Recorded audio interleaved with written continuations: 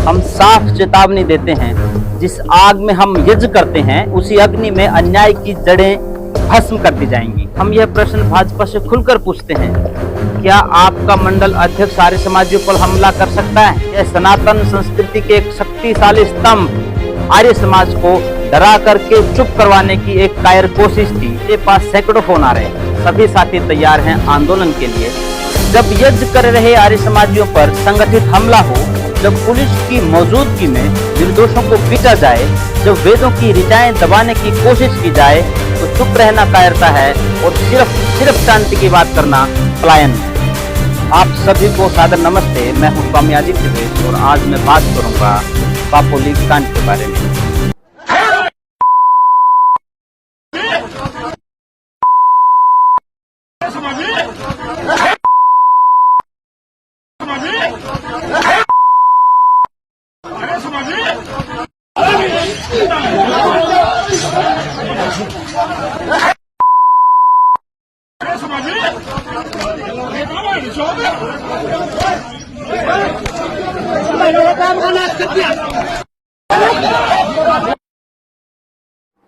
आर्य समाज पर हुआ यह हमला केवल समाज पर नहीं है, ये राष्ट्र की आत्मा पर प्रहार है।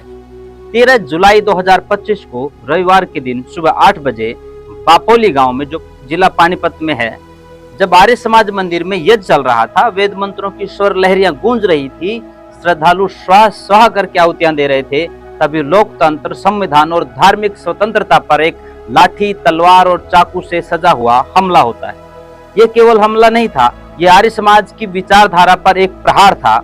यह केवल कुछ व्यक्तियों को घायल करना नहीं था, यह सनातन संस्कृति के एक शक्तिशाली स्तंभ आर्य समाज को डरा करके चुप करवाने की एक कायर कोशिश थी। लेकिन वे लोग भूल गए कि आर्य समाज की नींव सत्य, तप और बलिदान पर टिकी है, डर और समझौते पर नहीं।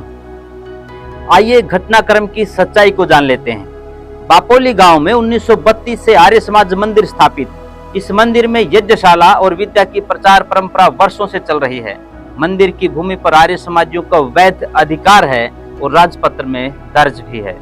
लेकिन गांव के वर्तमान सरपंच के पति शिव कुमार, जो स्वयं भाजपा के स्थानीय अध्यक्ष हैं, उन्होंने अपनी राजनीतिक रसूख और प्रशासनिक गठजोड़ के बल पर षड्यंत्र रचा और इसी षड्यंत्र का चरम दृश्य 13 जुलाई को देखने को मिला, जब यज्ञ कर रहे निहत्थे आर्य समाज के कार्यकर्ताओं पर चाकू, डंडे और तलवारों से हमला किया गया।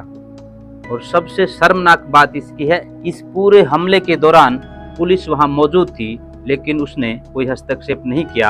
यह सीधा संकेत है कि हमला योजनाबद्ध था। आर्य समाजियों को घेर कर पीटा गया, 2 को चाकू मारे गए, कई को गंभीर चोटें आई। यह मातृभूमि का विवाद नहीं है, यह धार्मिक स्वतंत्रता पर हमला है। भाजपा के एक बड़े नेता हाल ही में हमलावर और मुख्य साजिशकर्ता शिव कुमार के घर भोजन करके गए थे। उसके बाद से इस व्यक्ति को यह भ्रम हो गया कि अब वह कानून से ऊपर है। उसका यह घमंड कि अब मेरी सत्ता है, मुझे कोई कुछ नहीं कह सकता, बस इसी घिनौने अपराध का ये कारण बना है। यह सीधा प्रमाण है, यदि अपराधी को राजनीतिक संरक्षण मिल जाए तो वह संविधान और नैतिकता को ताक पर रख करके सब कुछ कुचल सकता है।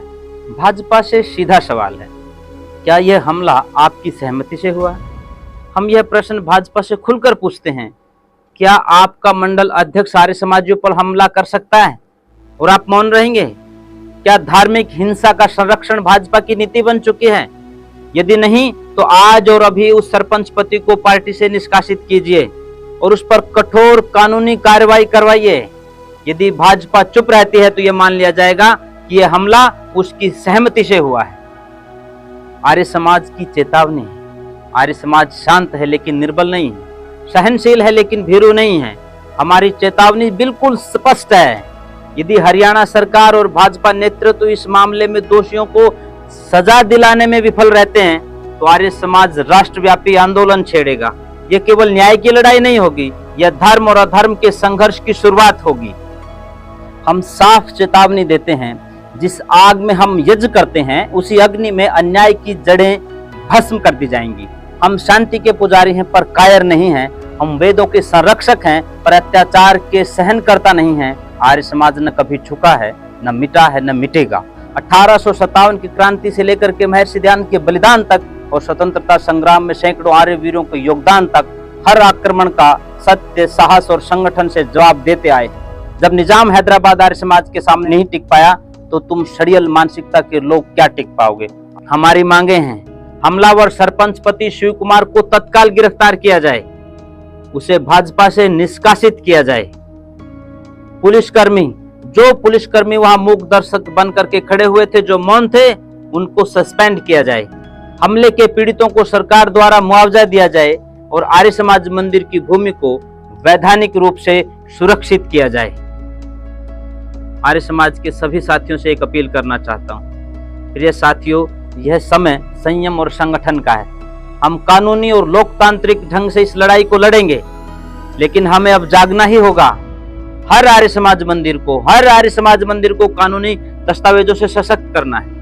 गांव-गांव में समितियां बना करके जो सत्यार्थ प्रकाश और वेदों के प्रचार के साथ साथ इन मंदिरों की सुरक्षा करे, ऐसा भी काम हमें करना है। आप अपने स्तर पर भी धार्मिक भावनाओं को ठेस पहुंचाने के मामले में यज्ञ कर रहे आर्यजनों पर हमला करने वाले और आर्य समाज को गाली देने वाले सरपंच पति शिव कुमार पर भी स्थानीय कोर्ट में मुकदमा दर्ज करवाइए। पूरे देश में कम से कम 1000 स्थानों पर इसके खिलाफ मुकदमे दर्ज होने चाहिए कि हमारी धार्मिक भावनाएं इस व्यक्ति ने आहत की। इस समय की तस्वीर भविष्य का साक्ष्य बनेगी। हमले में घायल युवकों की जो तस्वीरें आज समाचार पत्रों में हैं, वो केवल तस्वीरें नहीं हैं, वो आने वाले कल के लिए चेतावनी है। ये दिखाती है कि यदि हम आज मौन रहे तो हमारा कल, हमारा धर्म, हमारा संगठन सब कुछ खत्म हो जाएगा, जिसके पीछे कुछ षड्यंत्रकारी मानसिकता के लोग गंभीरता के साथ लगे हुए हैं। और अंत में सिर्फ इतना ही कहना चाहता हूं, यह घटना हमें झकझोरने के लिए आई है। यह संघर्ष की पुकार है। आर्य समाज ने कभी पाखंड के विरुद्ध, कभी बाल विवाह के विरुद्ध, कभी विदेशी शासन के विरुद्ध अपनी आवाज उठाई है। आज हमें उसी परंपरा को जीवित रखना है। अब समय आ गया है कि जब हम फिर मिलकर के कहेंगे न्याय नहीं तो आंदोलन होगा। धर्म पर हुए इस हमले को सहन नहीं करेंगे। आशा करता हूं संपूर्ण आर्य समाज इस मुद्दे पर संगठित है। मेरे पास सैकड़ों फोन आ रहे हैं, सभी साथी तैयार हैं आंदोलन के लिए। आप सब अपने स्तर पर तैयारी रखें। जैसे ही संगठन आपको आमंत्रित करे, तुरंत आंदोलन के लिए हम सब साथियों को मिलकर के कुछ करना है और इस आंदोलन को विजयश्री तक पहुंचाना है। अन्याय जो हमारे साथियों पर हुआ है उसका बदला लेना है, पर लाठी डंडों से नहीं, लोकतांत्रिक तरीके से धर्म की सीमाओं में रह करके हमें अपने धर्म की रक्षा करनी है। जय हिंद, सादर प्रणाम, नमस्ते।